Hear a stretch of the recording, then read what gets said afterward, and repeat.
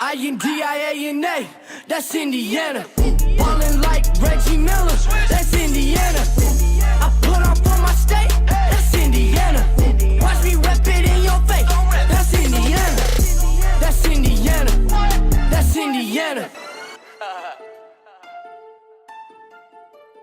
Hi, it's Matt from Ludovox, and we are at the GenCon 2016 on Crafty Games booth with Michael. Hi, Michael. Hi. So, we are here with the Mistborn house war game. So, it's obviously a prototype that was kickstarted. Is the Kickstarter still on, or has it? The Kickstarter is finished, but you can get in as a late backer here at GenCon. So, what is the object of the game? The objective of the game is to gain the most favor from the Lord Ruler. I think there is something that happens to the one who has the less favor. If the game ends via unrest, the Ska Rebellion has won, and all the nobles are hung in the streets except for the faction with the least favor. Ah, so that makes for a traitor, right? Sort of a traitor. Yes, but they have now won the game. So, what do we do on a player's turn? What happens in the game? The first thing you do on your turn is collect your resources as stated by your house. So you would get, for a house venture, a prestige and 2 atium, which can be spent as any resource, and 2 personalities from the stack over there. In addition to the resources that you started with. Okay, and we forgot to mention something that is really important. How many players can play this? 5, 6? This game is a 3 to 5 player game. How long does it last, and what are the recommended ages for it? Between 30 and 45 minutes and 12 up. So we collect resources in our turn, then what? The next thing that happens is the problems worsen. So, advancing one problem at a time, you advance them towards eruption. And then, once you have advanced all the problems on the board, you reveal a new problem. Now, as the active player, you would get to decide which problem you wish to solve, negotiating with anyone first. Okay, do I... So, for example, well, I don't have any... Well, I don't have the resources to solve the problem. What happens?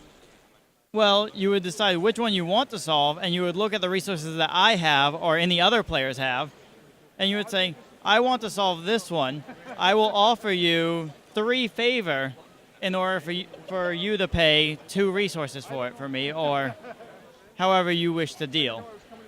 So, favor are victory points, right? Yes, favor are victory points, and disgrace are negative victory points that you can gain or have given to you. What happens if I solve a problem? If you solve the problem, you get a number of favor equal to the number in the far corner here. And what happens if problems erupt here? If a problem erupts, its eruption effect takes place, which is represented by this volcano here. So, for example, here I had 1 unrest. So, unrest is one of the endgame conditions, right? Yes. And what are the types of effects that we can have here? Can you tell me more about the eruption effects? Yes.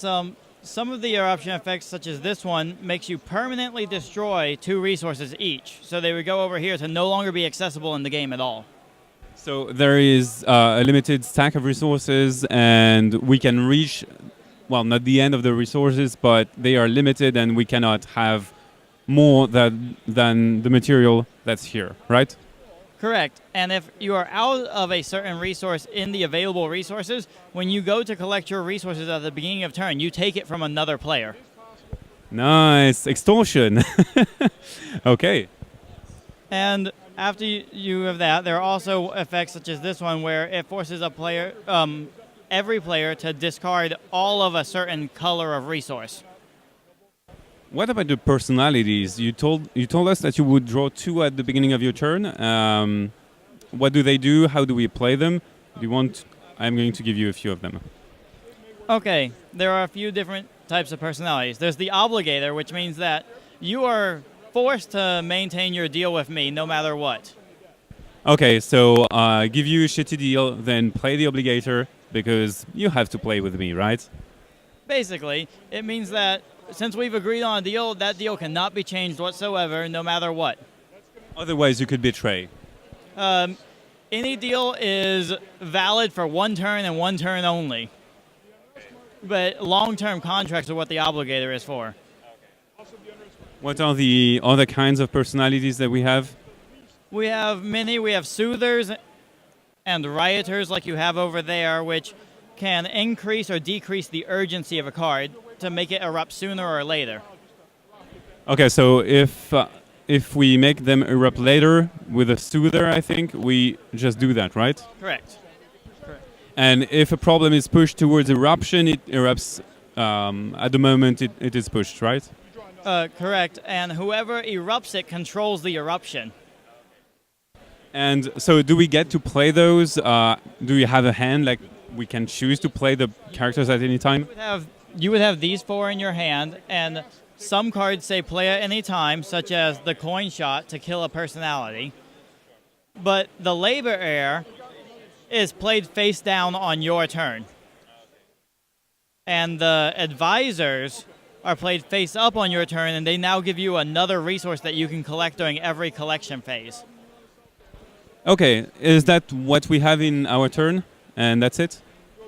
And once you have attempted to solve a problem, your turn ends and it passes to the next player, and it begins again. Fairly simple. How long does the game last? Did we say that already? 30 to 45 minutes. The game ends when Vin is solved or erupted. So Vin is the hero of the books and is the biggest problem in the game, I think. Yes, she is worth the most favor to take care of, and she is the hardest thing to solve in the game. So she requires one of every resources and 3 atium. Correct, and if she is not solved and erupts, she adds 4 to the unrest, potentially changing it from a victory for the Lord Ruler to a victory for the Ska. By the way, is it possible that Vin is the first card of the problem? No, because the way you set up the game is after shuffling, you pile shuffle it into 4 piles, and you shuffle Vin into the second pile. In the second out of 4. Yeah, so she's in the top half of the deck, but definitely a quarter of the way down. Okay, well, thank you very much, Michael. I think it's clear and efficient. So we'll say bye and see you on Ludovox. INDIANA, that's Indiana. Ballin' like Reggie Miller.